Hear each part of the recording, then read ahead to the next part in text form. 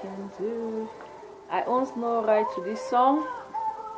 I still remain your sister from another mother, Marie Mabut. Don't forget to click on my notification button down. Don't forget to subscribe. Don't forget to click that bell down for you to be having any alert that I share on YouTube. I still remain your sister from another mother. Thank you so much. I own no right to this song, but I love the song. So today we are to talk about busy schedule. Couples that think that they are more busy more than themselves. Couples that they think that they are more busy than making the foundation of their homes. Couples that think that they can make things more different than what they have ever been before. Couples that think that they can be busy more than they did that they discovered that they were meant for each other, but because they want to put the priority of busy schedule in front and they finally destroy their homes. So I will give some Bible verses that will enable you whenever you have your free time. As I always told you, I use the Bible as a reference, so I will always put it there. So we start. There are some certain things that I've put down here. If you see that your busy schedule is getting all your quality time that you can stay with your spouse, try to rearrange it, because these things are not something normal. The first step, when that busy schedule start eating your quality time with your partner, the first step that you start by praying, so you can open spiritual doors for God to intervene and to enter in your marriage, in your relationship, so that it can enable the Spirit of God to dwell in your home, to make things work out the way you have been planning. Because sometimes you might be planned, but because of your busy schedule, you don't even have that time to sit and share with your couples. You don't have that time to even sit to talk, you and your partner, because of busy schedule. So the first thing that you're supposed to do is you open doors for God by prayers, so that God can intervene in your matter and make all impossibility to be possible. That's the first one. The second one, in the morning before you run out in the world, you have a good conversation with your partner. A good conversation with her. How? You cannot just wake up in the morning, you brush your teeth, you take your bath, and then you take breakfast, you just rush out. She don't know anything about you for that day. She don't know about what you are planning. Maybe you have overtime to work. Maybe you have many things that you have planned for that day with your friends, with your partners. She don't know anything about you. You don't even tell her anything. There's no communication between you and her. Before you know, you spend the whole day outside. When she wants to call you, honey, where are you? You say you are still at work, but you didn't tell her these are the things that you're supposed to let her know before time, before jumping out for the day. Because they bring things that you cannot just imagine. You can go to your work and maybe one of your colleagues is sick and you decided to stay over to work in her place.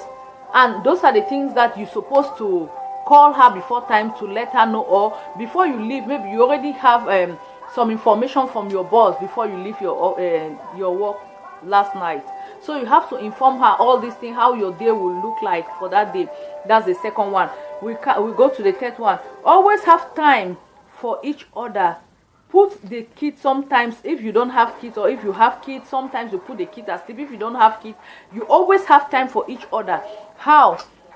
Create time. Don't think that you are more busy than your partner, that she or he cannot create that same busy schedule also like you. When you have little time, try to spend that time, make it to be so quality with her that she will never regret being around you, or you will never regret being around her. Don't make her to feel as if she has been a burden on your neck. No. Or he is a burden on your neck. No. You know, both of you have to validate and see that you work out things rightly to each other. Spend good quality time. If you don't even go out, maybe you can buy drinks and bring in the house, enjoy yourself, comfortable, play with each other. Because when the more you play with each other, you communicate with each other, there are some certain things that you have left behind, but by you communicating it while you are together, enjoying yourself, like the weekend, you spend time dating, the both of you in the house, you can say some certain things that you have been missing. You could not even say remember, but you bring them back in order. You adjust some certain things that have been misplaced somewhere due to busy schedule. You try to adjust those things to come in order. So that is it. The fourth one, go for shopping together sometimes. When we are talking of going for shopping sometimes together, is like every time I'm going out, going eye shopping or window shopping, going to buy things alone. Sometimes create time, the both of you move together to buy, so you can select, oh baby, you love this, or sweetie, you like this, is this okay, can we take this for the house, is it necessary or is it not necessary? Both of you should go out for shopping. There are some things that you like to buy for your man, but maybe you want him to be there, okay, or you want to buy for your wife and you want her to be there. If both of you don't go out together, sometimes there are some certain times that you can make her surprised and you can make him surprised, but not all the time. But most often try to create that time so you can go together for shopping at least once a month. If you don't have that much time, once a month, create that time so you can be together and go out for shopping. Okay. The number 6, ministry together. Always fellowship together. Always go to church together. It's not that go and that me, I will remain home today, I'm tired, or go, I don't have time for that. Those busy schedules, try to leave them. Church is one day a week. You fellowship on Sunday, and that Sunday maybe 10 to 12 or 11 to 12. You don't make it more than what you think that you can do. God has decided to give you the whole week. God will give you the whole week to spend that week, but that week you cannot say you are tired, you are this, you are that. Spend that ministry that day, you and your spouse in the church. Pray to God. Ask God anything that you can ask that day. It's not that you will let the other person to go to church and you are staying home doing what? Playing games or chatting with your friends on phone or busy cooking the whole day. At least those cooking you can do them after church or you do them before church. So you will see that everything will just work out well. The number 7, eat together. This eating together is something very, very necessary, because sometimes there are some women, when you give your husband food and he said that no, I don't want to eat now, the next thing you hear that yes, you have filled yourself outside, and then you come home now, you don't want to eat with me. I've been here killing myself waiting for you all day so we can eat together, and now you don't want to eat. No, always try, even you have eaten outside with your friends, do everything possible that you join your partner at home, you eat together. This is very, very important and very necessary for the family, because it brings the family together. While on the table, there are some certain things that you can discuss over. There are some certain things that the both of you can talk. It's not that you just bring the food and just stand it there and you spend your time staying inside the room chatting on phone with your friends, or maybe you just put the food there for him to be eating alone while you are watching TV, changing channel. No. Families, they don't do that. You come together, you discuss things one-on-one while eating on the table. Even though you are full, you just have to manage and join your husband or your spouse on the table. That's it. Then, the number 8, if you know that you have missed your schedule, reprogram your schedule so you can meet with the needs of your family. You can meet up with the needs of your partner, so it works hands to hands. I will give you some biblical verses here that whenever you are here cold moments, you can go over it and you will see what I told you about this. So the first is Bible verses about busy schedule. Understanding how quick life passes.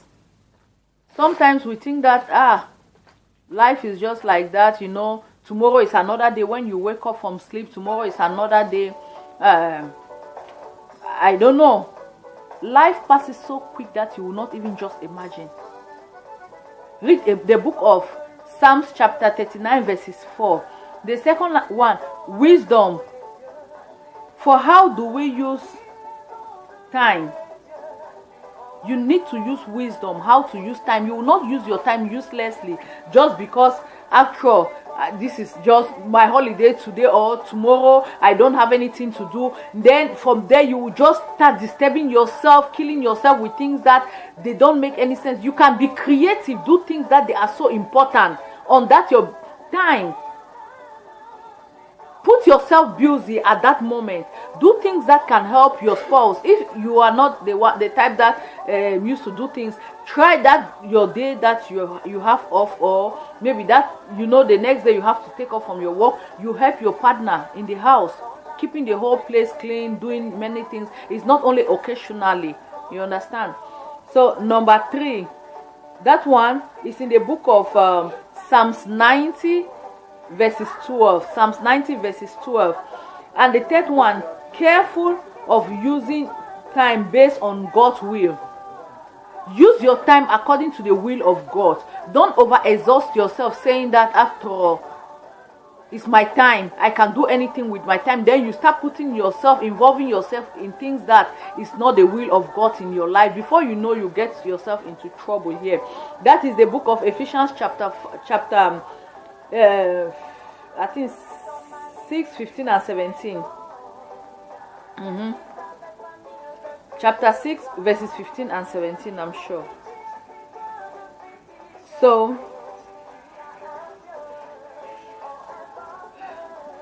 we go to the priority of time. What matters most to God? You use your time. Take your time. Let it be useful to you and let it be useful to God. Don't take your time to make it to be useful. Put that priority on that time. Use it according to the will of God. Let it be most useful. That you want to use it to serve God. You want to create this time to be useful in your family. Pray for your family. Pray to God. Pray anything that you want for God to stand in your family. It's not that you will just be up and down thinking that you cannot create time more than God. God has already created that time, so you have to make it be useful in his own kingdom. That is John chapter 3 verses 13. So invest day in the things that last for long. Don't go and invest your day like today is my less busy day. I invest it in things that will instead bring shame and problems in my family. Instead of investing that day to be something very useful in your house, you take care of your children, take care of your home, take care of your wife, anything. Maybe you can take them out for food, you can take them out for shopping, you can take them out for a walk, you can take them out for 1 or 2 reasons. So you will not just sit up and start making things, meeting friends that they will never help you to grow your home, or meeting people that they are there to frustrate your future for you, or people that they don't really matter. Just people that you want to play challenges with them, argument, quarreling, discriminating each other together. No, you have to really think before doing things like that. That is the book of Matthew chapter 6 verses 19 to 20. Endurance from Lord in your daily planning for God to lead you. Endurance from God. That is Proverbs chapter 16 verses 9. Don't think that you can lead yourself. Pray. Ask God. Let him lead you for whatever thing you think you want to do. If it's rightfully in his eyes or not. So God can know how he will take you across where you want to really go. But if you don't create that time, if you don't have that endurance that you can endure some certain things for you to go through prayer so that God can lead you, then you can miss the mark. We just really have to be very careful for what we are doing in this world today. Freedom to let we need to have that freedom to let our Father in heaven to take control over everything that concerns us. That's the book of Galatians chapter 4 verses 7. I will end there for now. So if you allow God to take total charge in your life, you will see that everything about you, he will be concerned. But if you don't allow God to take total control over your life, you will see that many things will go wrong in your life. You don't know how they even go wrong. This busy schedule, just always try to make sure that you attend to your partner, to listen to your partner. Sometimes when even you are really busy, that extent, when you hear a phone call is coming from your partner, pick it up, answer that call, listen what he or she really wants to tell you, because you don't know, maybe he might be calling like that, he's in the hospital, or maybe there's a serious problem in the house. Pick the phone and listen. Or if you think that you are really busy, always create time that before you leave the house, discuss, talk out things. I know nobody knows in the next second what will happen. You might go out there and something happen home, but you have to do everything. When they call this is it, you have to abandon everything that you are doing and rush back home to help the situation in the house. You will not leave your family dying. Or maybe your husband or your wife will call you that I'm in serious problem. You call your friend, can you go and take care? One day this your friend will take care and take your wife away. Or this your friend will take care and take your husband away. At the end you will regret. You will end up regretting. Why? Because you didn't put yourself in that position that you could have been available to your partner. You make yourself that way that when you are busy, nobody can disturb you in your work. Many people lose their family that way. Many people loses their wife and their husband that they really love dearly and deeply, just because of this busy schedule. Many people lost their children also in this busy schedule. So what I'm trying to draw out here today is that let's try to reset our busy schedule to see if it meets with the one of our family in the house. But we have to do everything possible to set our busy schedule that it meets with the program in the house. You can be busy all day, but when it comes the time that you have to close and go back home, you continue the work tomorrow because there is no time. Time passes very fast. The time you are saying that, okay, I will make it up tomorrow. Tomorrow might come another thing that you will not even imagine. So always try to fix time to help your partner for one thing or the other. Help your partner in this busy schedule. Help your partner in anything. Help your partner. This is a Christian race that we are running in this earth. Even not Christian race we are running. Always know that you have to be available for your partner. It's not whenever you are in need. That is where you think that you need your partner the most. No. Abandon this your busy schedule. Think of how you can program yourself to meet with the needs of your partner. I thank you. We are going to end here today. I still remain your sister from another mother, Marie Mabut. Don't forget to subscribe on my YouTube channel, Marie Fongwa Mabut 3. And don't forget to click down at the notification button that is there, so that any video I put on YouTube, you will automatically be alert. And don't forget to subscribe and don't forget to share. I love you. I know God loves you best. Thank you.